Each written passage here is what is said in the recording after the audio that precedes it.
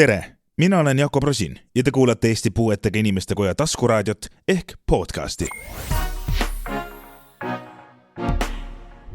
Elamine mõne erivajadusega ei ole just lihtne. Ja mitte ainult seepärast, et meid ümbritsev maailm just kõige ligipääsetavam ei kipu olema, vaid ka seepärast, et meie teele on püstitatud terve kadalip bürokraatilisi dokumente, mida täita ning juriidilisi nõudmisi, millele vastata. Kuidas kogu selles maailmas orienteeruda ning kuidas probleeme lahendada, kui ise enam ei oska, just sellest tänases saates räägimegi. Ma toon teieni ühe intervjuu, kus räägin Kristi Rekandiga, kes on Eesti Puuetega Inimeste Koja nõustaja, ning Kerti Kollom-Seidelbergiga, kes on nõus rääkima, miks ta nõustamisele pöördus ning kuidas ta abi leidis. Head kuulamist!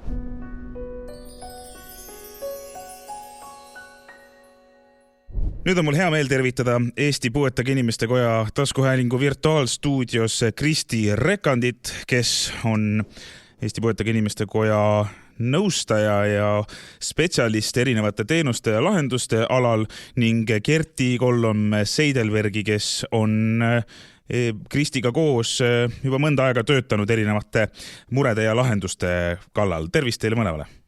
Tere! Tere! Kristi, alustaksime sinust. Sa oled Eesti Puuetega Inimeste Kojas nõustajana töötanud ja seda teenust vedanud juba mõnda aega. Selgitame võib-olla alustuseks lahti, milline see teenus on, mis osas sa inimesi nõustad?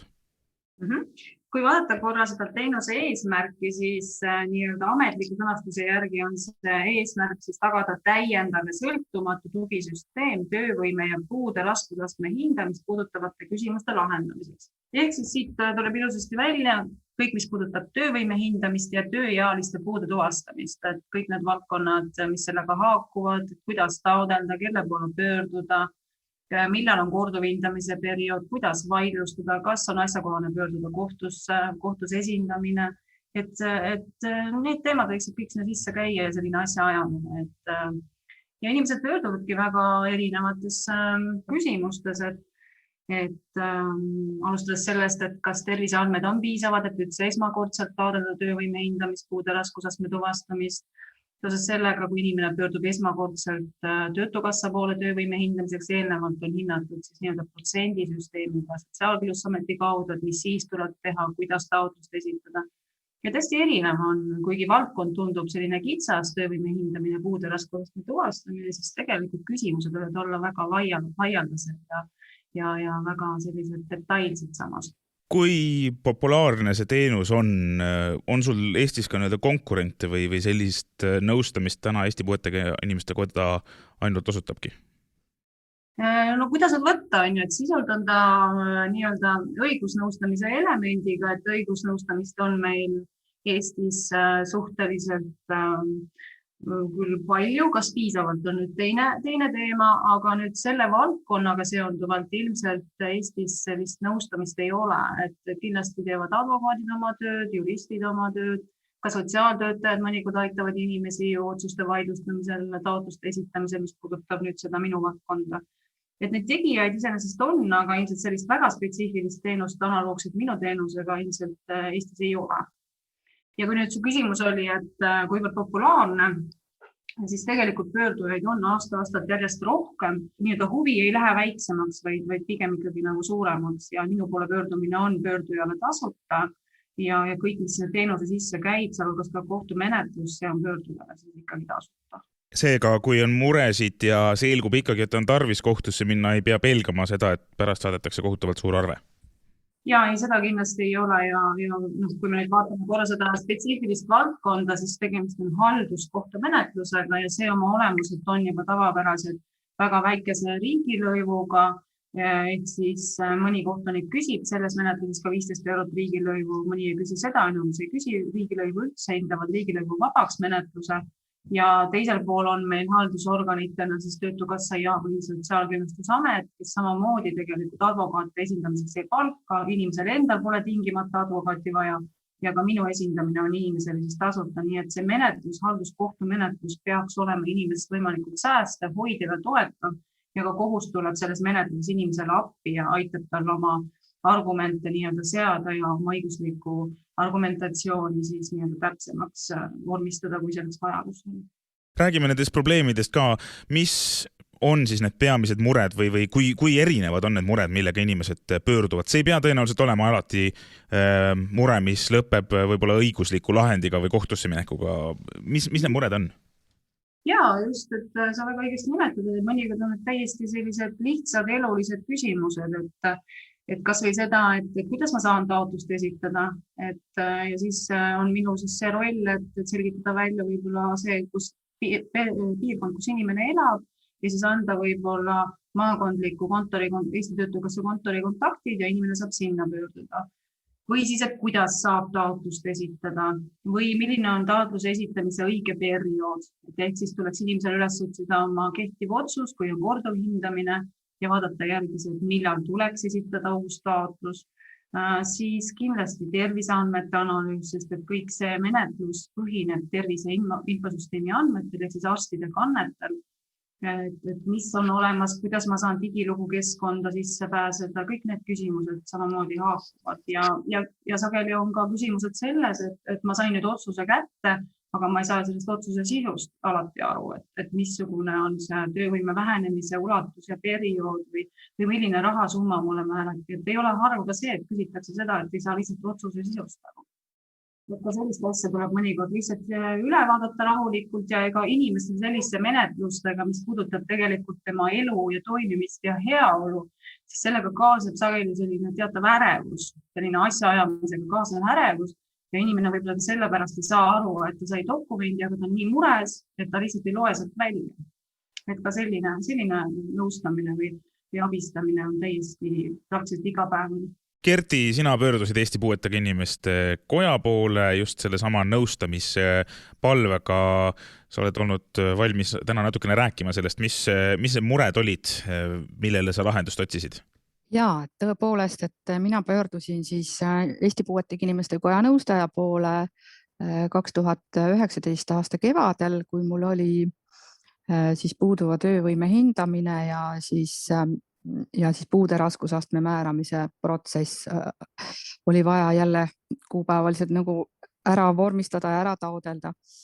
Ja küsimus siis selles, et selle töövõime hindamisel ma läksingi tõesti Kristi juurde ja nõustamisel, nagu Kristi nagu ütles ka, et ühelt poolt selline, mitte seda, et ma ei oska ise lugeda ja kirjutada, vaid tegelikult oli see teema, et ma tahtsin arutada natukene ja peegeldada, et kas see, mida minu käest seal ankeetides küsitakse, et kas see on okei, et kas see, kuidas mina ennast tunnen, et kuhu ma saaksin oma tegeliku olukorra päriselt ära peegeldada.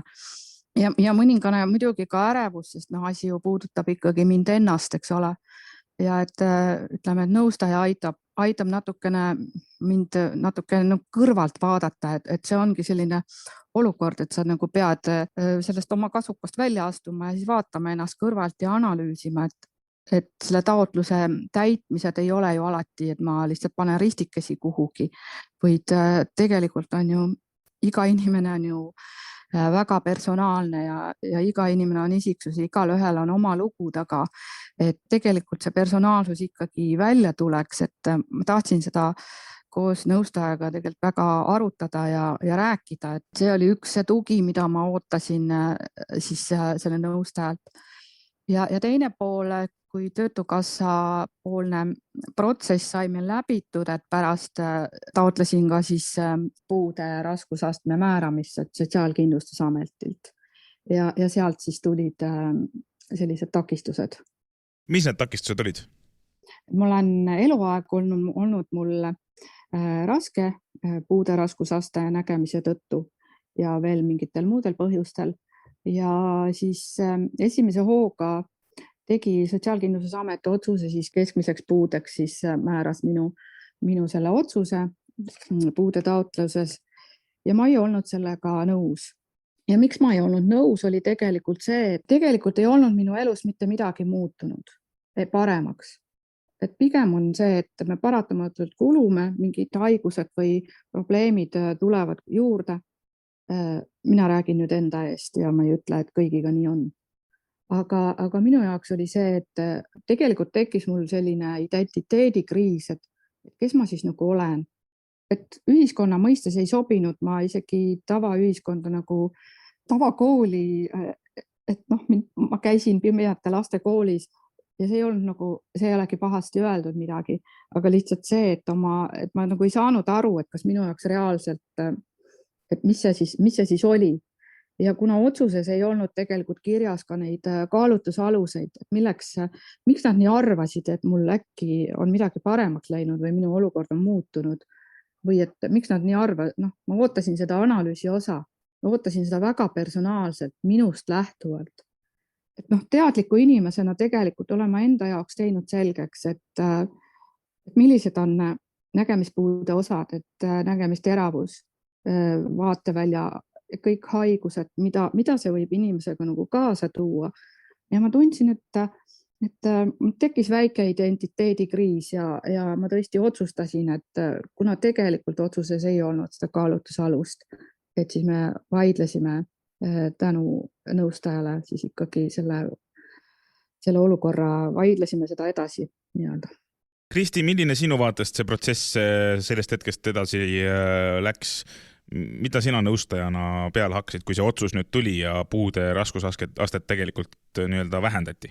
See on sageli nagu selline inimese enda nagu arvamuse küsimine, et mõnikord inimene arvab seda, et arst peab talle ütlema, milline peab olema puude raskusest tema raviarst või peaksin mina ütlema, et ei, tegelikult see on nii, et kui inimene ise tunneb, et see otsus pole õige ja või õiglane, lihtsalt arvab subjektiivselt, inimene ise hindab, et see otsus peaks olema teise sisuga, et siis sellest piisab, et hakata inimesega otsima üles neid argumente, nii elulisi argumente, vajadusel ka õiguslikke argumente, mis siis seda inimese positsiooni toetaksid.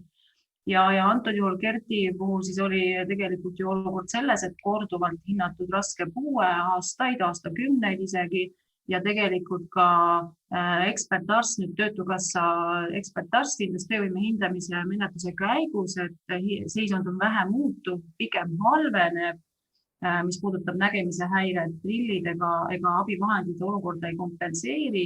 Ja seetõttu jäigi nüüd arusaamatuks, et mis siis on nüüd muutunud, et loomulikult klient sai ju aru, et töövõime reformiga seoses on toimunud teatud muudatused ja puude raskusastme tuvastamise süsteemis, metoodikas on mingid muutused, aga inimese jaoks ju nägemispiirang ei olnud paranemise prognoosiga, pigem süvenev ja seetõttu inimene vajas rohkem selgust, miks siis varasema raske nägemispiirangu asemel on leitud, et nüüd on keskmine nägemise piirang. Ja seda me otsusest välja ei lugenud ja seetõttu otsisime üles need argumendid, et jätkuvalt siis meie väitsime, et on raske nägemispiirang ja raske puue nägemisfunktsiooni kõrvalekandega ja siis esitasime oma väited siis selle pinnal ka vaidemenetluses. Kuidas teil läks? Mis see tulemus tänaseks on olnud? Tulemus oli ikkagi nii, et minule siis ootuspäraselt ikkagi, et Sotsiaalkindlustusamet ikkagi määras siis selle puude raskusastme siis nägemise ja muude põhjustega raske puude. Ja. Kerti, kui palju sinu jaoks kogu see protsess, mis sa ise arvad, lihtsamaks muutus tänu siis nii-öelda just sellele nõustamisele ja Kristi tööle? Ma usun, et üksinda suurte ametite ja nii-öelda tuuleveskitega võitlemine ei saa kindlasti lihtne olema. Palju sa tundsid, et sellest sulle tuge oli? Ja, et ma tundsin, et nõustajast oli mulle väga palju tuge, et ma sain kuidagi peegeldada oma just seda sama ka ärevust tegelikult, mis tekkis sellisest teadmatusest ja me saime temaga arutada läbi.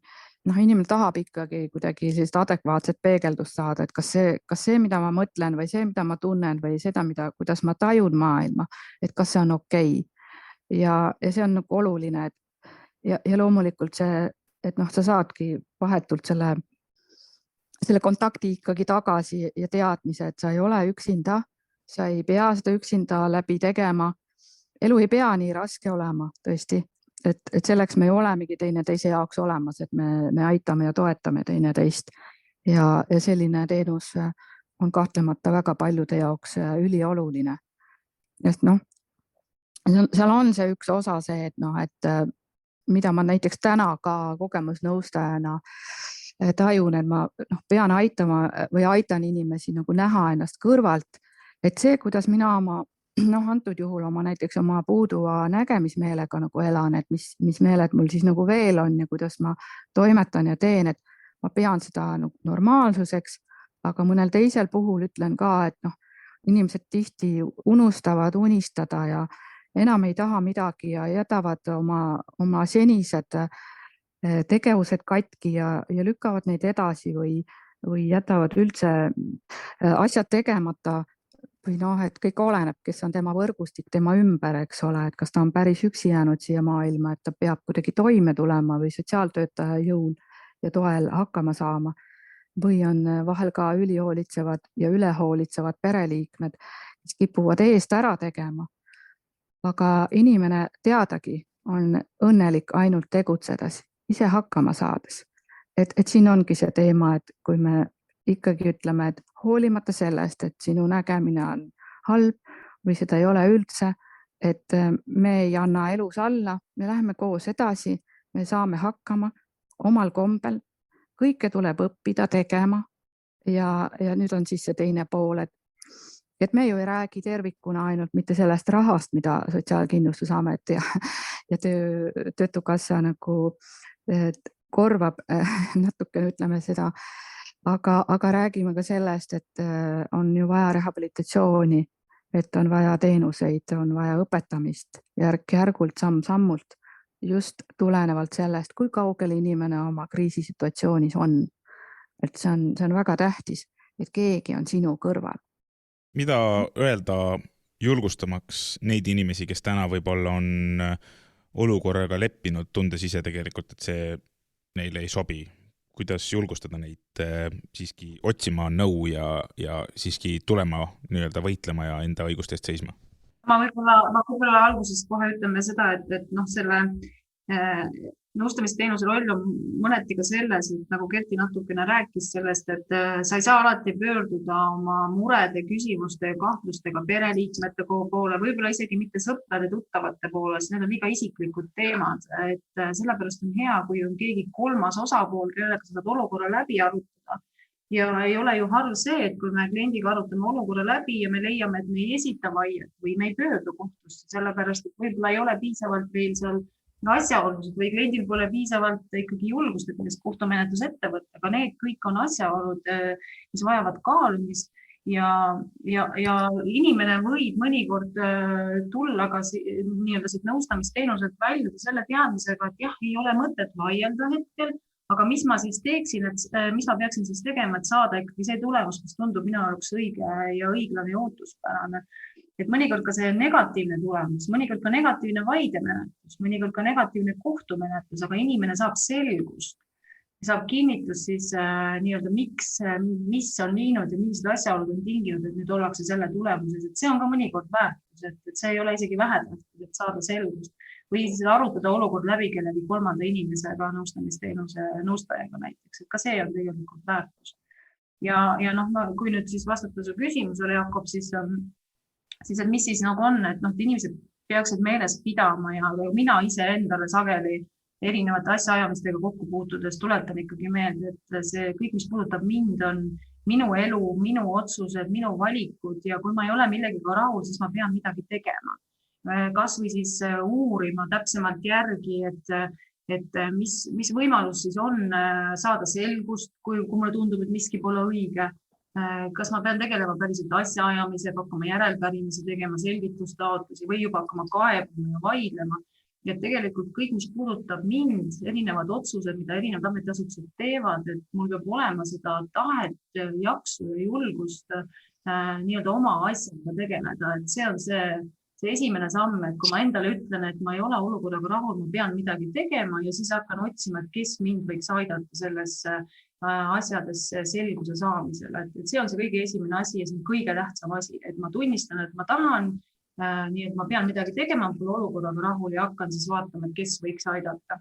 Ja just, ja ma olen ka täitsa Kristiga nõus, et selline erapooletus on väga oluline selles suhtes ja tõesti see jõustamise osa või see osa, et me ikkagi kaalusime kogu aeg, kas me läheme, kas sa jaksad.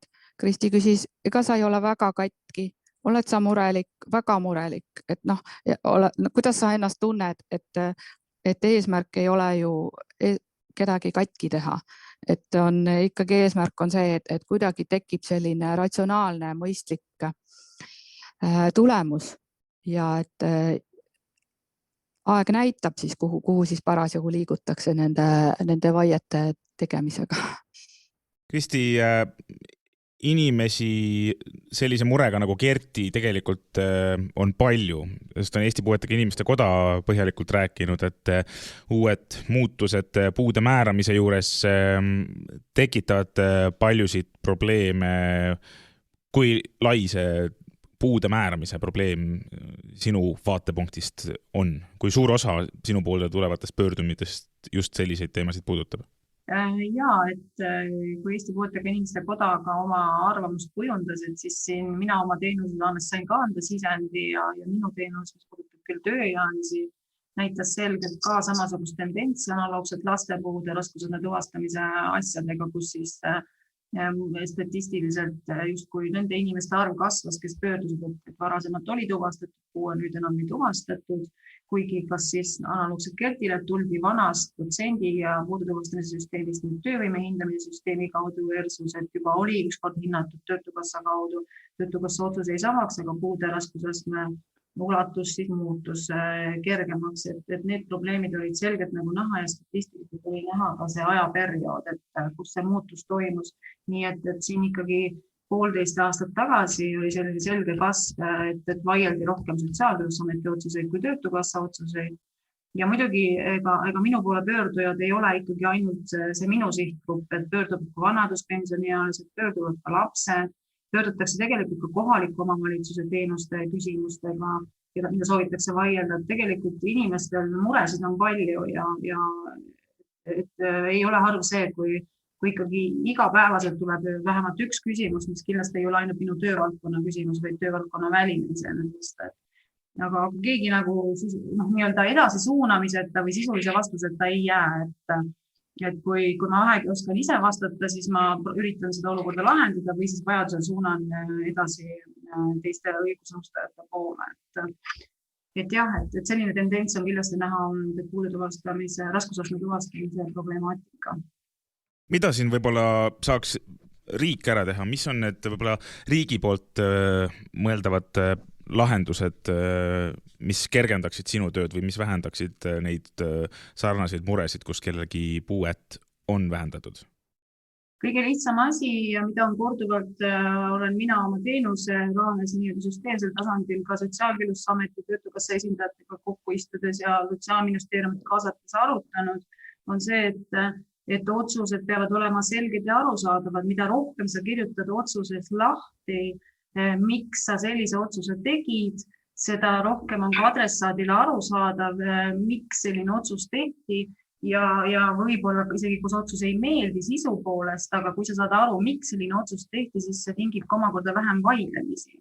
Nii et see on kõige olulisem, et otsused oleksid selged ja arusaadavad, eriti negatiivsed otsused, mis peavadki olema seaduse mõttes hästi lahti kirjutatud ja adressaadile selged.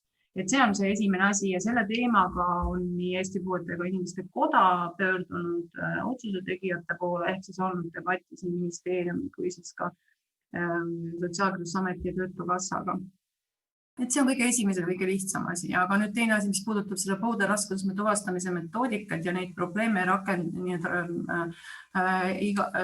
reaalses elus tekkinud siis neid küsimusi, arusaamatusi ja probleeme, et Sotsiaalkindlustusamet on siin välja töötamas siis eraldi niisugust metoodikadokumente, mis siis erinevatele sihtgruppidele, lapsed, tööealised ja vanaduspensioniealised, et mis siis millalgi ka nii-öelda avalikuks tehakse ja siis peaksid olema ka inimestele kättesaadavad, mis siis peaksid samamoodi tooma siis selgust selles, et mida mingite mõistete all mõeldakse ja kuidas mingisugused asjaolusid ekspertarstid Sotsiaalkindlustusametis nii-öelda tuvastavad, et võib-olla see siis toob ka mingit selgust. Senini on neil valmimise protsessis laste metoodika, teiste metoodikateni hetkel veel ei ole jõutud, et loodetavasti toob see ka mingit selgust.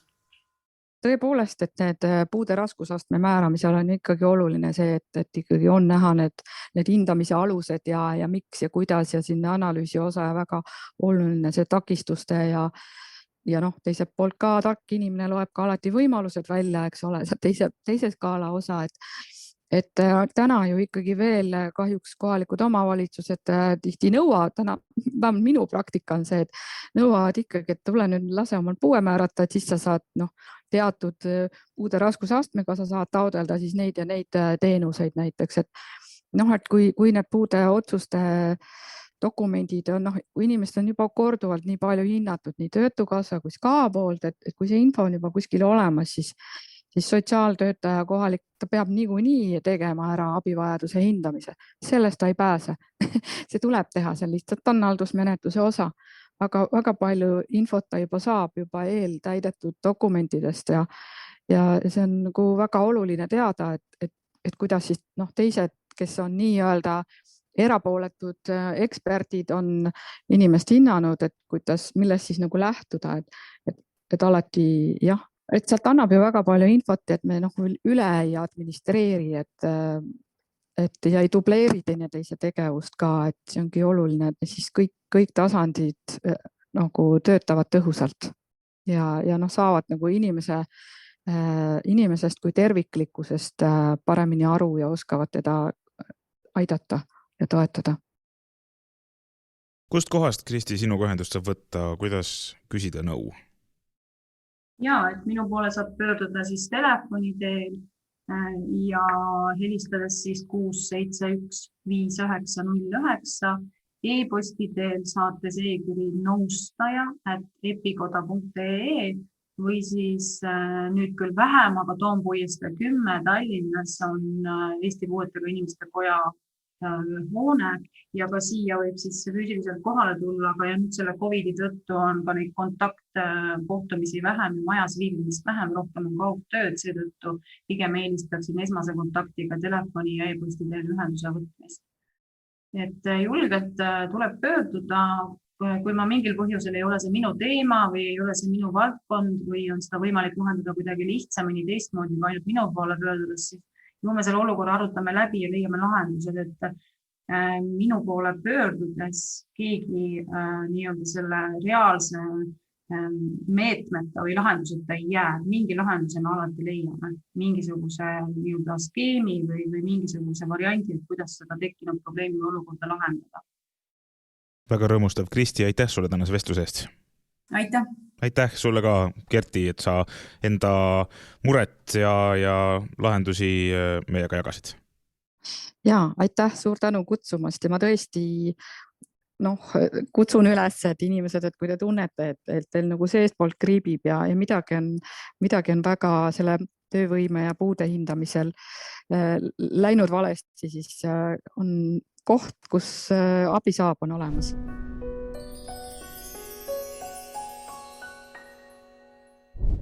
Seega, olgu veel lõpetuseks üle korratud.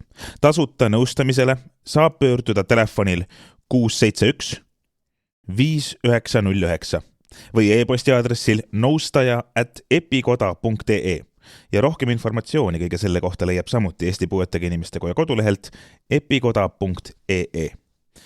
Ma tänan teid kuulamast ja loodan, et kohtume taas peagi. Olge terved ja kõike head! Salvestas, intervjueeris ja monteeris Jakob Rosin.